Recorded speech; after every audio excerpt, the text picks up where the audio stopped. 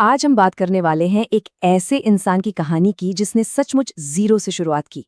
ये कहानी है रॉनी स्क्रूवाला की, एक फर्स्ट जनरेशन एंटरप्रेन्योर जिनकी किताब सपने देखो खुली आंखों से पर हम आज नजर डालेंगे। ये सफर है एक ऐसे इंसान का जिसने भारत के सबसे बड़े मीडिया एम्पायर्स में से एक खड़ा कर दिया। तो चलिए शुरू करते हैं। रॉनी का पूरा सफर ना इसी एक लाइन में छिपा है, एक बाहरी आदमी। मतलब वो इंसान जिसका इंडस्ट्री में कोई कनेक्शन नहीं, कोई फैमिली बैकग्राउंड नहीं। ज्यादातर लोग इसे कमजोरी मानते हैं ना, पर रॉनी के लिए यही उनकी सबसे बड़ी ताकत थी। क्योंकि जब कोई बाहर से आता है ना, तो वो उन पुराने तौर तरीकों पर सवाल उठाता है जिन्हें सब लोग सच मानकर बैठे होते हैं, और इसी नजरिए ने उन्हें वो मौके दिखाए जो किसी और को दिखे ही नहीं। तो सवाल यही उठता है कि ये हुआ कैसे एक पारसी लड़का जिसे बॉलीवुड की कोई खास समझ नहीं थी, उसने देश की कुछ सबसे आइकॉनिक फिल्में बना दी, और कैसे बिना किसी बड़े पैसे के एक ऐसी कंपनी खड़ी की जिसे बाद में वॉल्ट डिज्नी ने खरीदा। इस कहानी की शुरुआत होती है उनके बचपन से। कहते हैं ना, एंटरप्रेन्योरशिप का कीड़ा किसी कोर्स से नहीं आता, वो तो अंदर से ही होता है। और रॉनी के केस में तो ये बचपन से ही दिखने लगा था। उनके छोटे मोटे काम ही असल में उनके बड़े भविष्य की एक झलक थे। जरा सोचिए, सिर्फ 10 साल की उम्र में वो अपनी बिल्डिंग के बच्चों के साथ मिलकर नाटक और म्यूजिक शो ऑर्गेनाइज कर रहे थे, बाकायदा टिकट बेचते थे, पर्ची बांटते थे। उनके घर के पास एक सिनेमा हॉल था जहां बड़े बड़े प्रीमियर होते थे। रॉनी ने इसमें भी एक बिजनेस देख लिया। उन्होंने अपनी बैल्कनी की सीटें बेचनी शुरू कर दी ताकि लोग स्टार्स को देख सकें।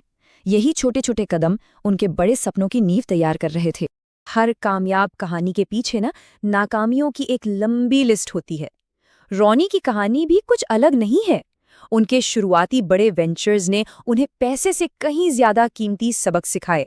सिर्फ 18 साल की उम्र उन्होंने दोस्तों के साथ एक रॉक कॉन्सर्ट ऑर्गेनाइज किया और वो बुरी तरह फ्लॉप हो गया। नतीजा 50,000 रुपए का कर्ज।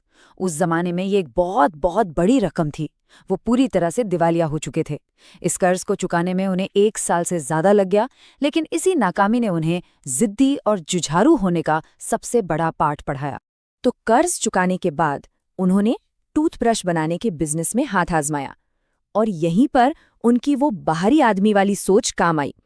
वो इंग्लैंड गए और देखा कि वहां जो मशीनें 2-3 साल में पुरानी हो जाती थीं, उन्हें कबाड़ मानकर फेंका जा रहा था। रॉनी ने तुरंत मौका पहचान लिया। वो समझ गए कि जो इंग्लैंड के लिए कबाड़ है, वो 1980 के दशक के भारत के लिए state of the art technology है। उन्होंने वो मशीनें खरीदी और भारत का सबसे बड़ा देशी टूथब्रश ब्रांड बना दिया। टूथब्रश का बिजनेस तो चल पड़ा, लेकिन रॉनी रुकने वालों में से नहीं थे। अब उनकी नज़र थी मीडिया और एंटरटेनमेंट की दुनिया पर, और यहीं से जन्म हुआ यूटीवी का, एक ऐसी कंपनी जिसने इंडियन टेलीविजन और सिनेमा का चेहरा ही बदल कर रख दिया। यकीन करना मुश्किल है ना, यूटीवी इतनी बड़ी कंपनी शुरू हुई थी सिर्फ 37,500 रुपए से। आज तो ये कुछ भी नहीं है, पर तब भी ये रकम बस ऑफिस का किराया और कुछ शुरुआती सैलरी देने के लिए ही काफी थी। कोई बड़ा इन्वेस्टर नहीं, कोई फैमिली का पैसा नहीं। मतलब बिजनेस को पहले दिन से खुद कमाना था। ये किस्सा बताता है कि शुरुआत कैसी है इससे फर्क नहीं पड़ता, विजन बड़ा होना चाहिए। जब दुनिया के सबसे बड़े media mogul Rupert Murdoch Bharat आए, तो वो रॉनी से मिलने उनके ऑफिस पहुंचे। और ऑफिस कहाँ था? किसी चमकते दमकते टावर में नहीं, बल्कि एक बेसमेंट में।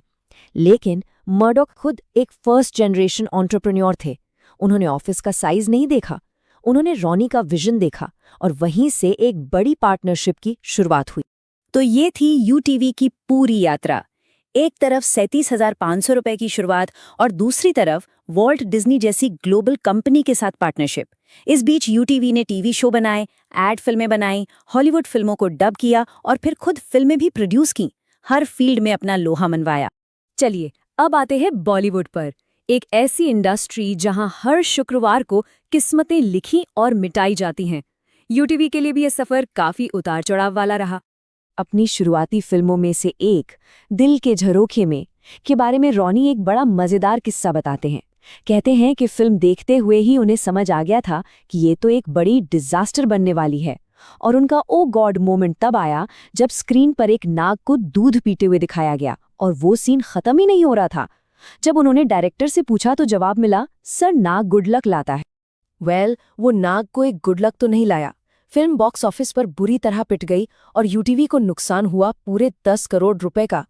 ये एक बहुत बड़ा झटका था, लेकिन यहीं से उन्हें सबसे बड़ा सबक भी मिला। और यही था वो सबक। रॉनी को ये समझ आ गया कि नाकामी कोई अंत नहीं है, बल्कि कई बार ये कामयाबी से भी बड़ी टीचर होती है।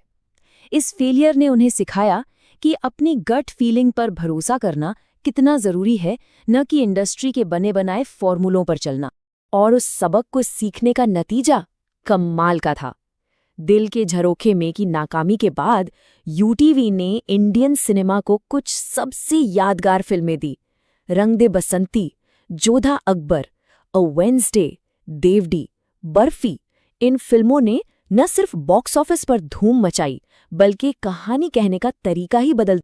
तो आखिर रॉनी स्क्रूवाला की इस जबरदस्त कामयाबी और हर मुश्किल से वापस खड़े हो जाने की क्षमता के पीछे क्या राज है?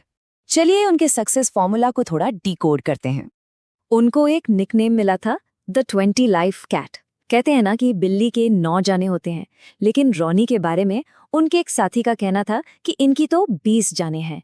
ये नाम इस बात का प्रतीक था कि वो हर संकट, हर नाकामी से बचकर पहले से भी ज्यादा मजबूत बनकर वापस आते थे। और ये टाइमलाइन देखिए, ये उनकी 20 जानों का सबूत है।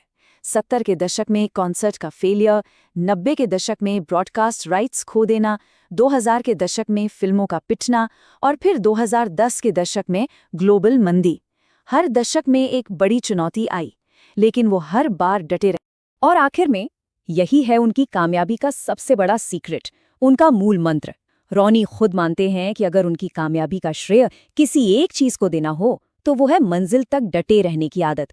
जब हालात मुश्किल हों, जब लगे कि सब कुछ खत्म हो गया है, तब भी हार ना मानना, बस लगे रहना। डिज्नी को यूटीवी बेचने के बाद रॉनी आराम से रिटायर हो सकते थे। पैसा था, शोहरत थी, लेकिन जैसा मैंने कहा, एक असली एंटरप्रेन्योर कभी रुकता नहीं है। उन्होंने अपने लिए एक नई पारी शुरू की, एक ऐसी पारी जिसका फोकस अब एंटरटेनमेंट से ज्यादा सोशल चेंज और एजुकेशन पर है। अपनी पत्नी जरीना के साथ मिलकर वो स्वदेश फाउंडेशन चला रहे हैं, जो ग्रामीण भारत में काम करता है। उन्होंने अपग्रेड की स्थापना की, जो आज भारत के सबसे बड़े एडटेक प्लेटफॉर्म्स में से एक है, और यू स्पोर्ट्स के जरिए कबड्डी जैसे देशी खेल को एक नया ग्लोबल मंच दिया।